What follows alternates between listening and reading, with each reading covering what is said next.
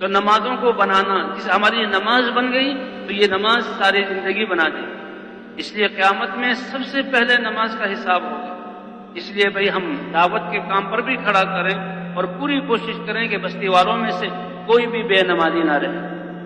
ہم چاہتے ہیں کہ ہمارے سارے شعبوں میں درستی آ جائے تو نماز پر ڈال دیں، کیونکہ نماز اللہ کا اتنا بڑا امر ہے کہ انسان سب چیزوں کو چھوڑ کر، سب چیزوں کا خیال چھوڑ کر، اپنے آپ کو نکال کر اللہ کے سامنے کھڑا ہوتا ہے۔ 5-10 منٹ کا یہ عمل ہے، دل بھی اللہ کی طرف ایسے عبادت کرو جیسے کہ گویا تم اپنی آنکھوں سے اللہ کو دیکھ رہے ہو۔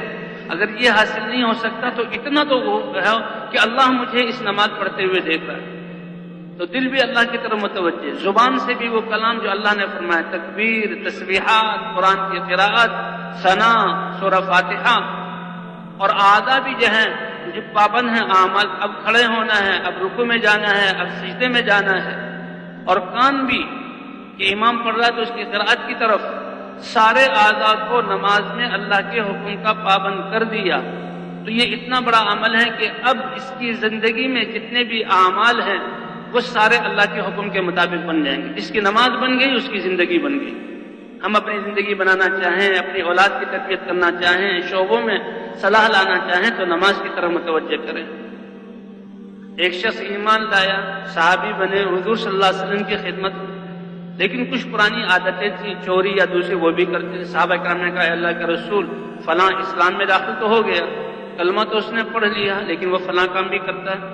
آپ صلی اللہ علیہ وسلم نے فرمایا کہ وہ نماز پڑھتا ہے، عرض کیا کہ نماز پڑھتا ہے، کہ اس کی نماز عنقریب ان سارے کاموں سے اس کو روک دے گی۔ اور صحابہ کہتے ہیں ہم نے دیکھا کہ نماز کی وجہ سے اس کو جہاں نماز کا اہتمام کرتا، اللہ نے جہاں اس کے دین کو بہت خوبصورت، اسلام کو بہت خوبصورت کر دیا۔ اور قیامت میں سب سے پہلے نماز کا حساب ہوگا۔ جس کی دیکھو اس کی نماز، اگر اس کی نماز اچھی نکل آئی تو یہ دلیل ہے اس کے باقی اعمال بھی اچھے ہیں، اور خدا نہ خواستہ اگر نماز خراب ہو گئی تو اس کے باقی اعمال بھی بگڑیں گے۔ حضرت عمر رضی اللہ تعالی عنہ کسی شخص کے بارے میں کسی علاقے کی ذمہ داری کا ارادہ فرماتے تو اس کی نمازوں کو دیکھتے تھے۔ اس لیے بھائی ہم نے فرض نمازوں کا بھی اہتمام کرنا، صف اولیٰ میں پڑھنا، تکبیر اولیٰ کے ساتھ پڑھنا، اسی طرح تہجد کی نماز پڑھنا۔ اور جیسے ہم یہ بیان کر رہے ہیں کہ کرنے والے اللہ ہیں اور اللہ سے مانگنا ہے، اللہ اپنی قدرت سے کاموں کو بناتے ہیں، اسی طرح ہم نے بھی اپنی حاجات اور حالات کے وقت نمازوں کو پڑھنا۔ وَاسْتَعِينُوا بِالصَّبْرِ وَالصَّلَاةِ، اللہ کی مدد چاہو نماز اور صبر کے ذریعے۔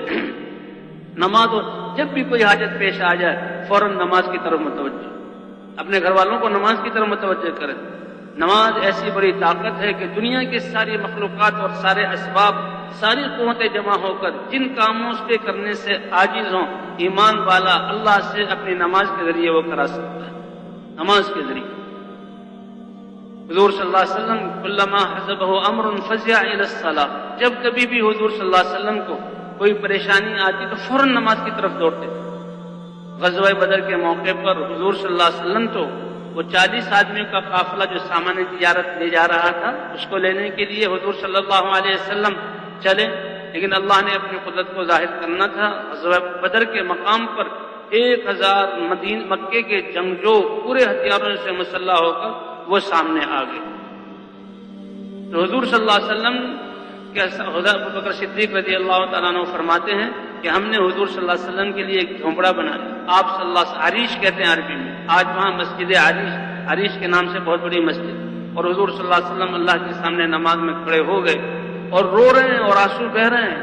آپ اللہ کے رسول ہیں، اللہ کے حبیب ہیں، سید المرسلین ہیں، آپ کے ساتھ صحابہ کی جماعت ہے، مدد یقینی ہے، لیکن اس صورت میں بھی امت کو بتلانے کے لیے اور اپنا عمل وہ اللہ کے سامنے رو رہے ہیں نماز میں۔ اے اللہ، اگر یہ جماعت تھوڑی سی جس کو میں لے کر آیا ہوں اگر اس کا صفایا ہو گیا تو پھر محنت پر پانی پھر جائے۔ حضرت ابوبکر صدیق اللہ کے رسول بس کیجئے، اللہ نے آپ کی دعا کو قبول کیا۔ تو بھئی ہر حاجت کے وقت نماز کی طرف متوجہ۔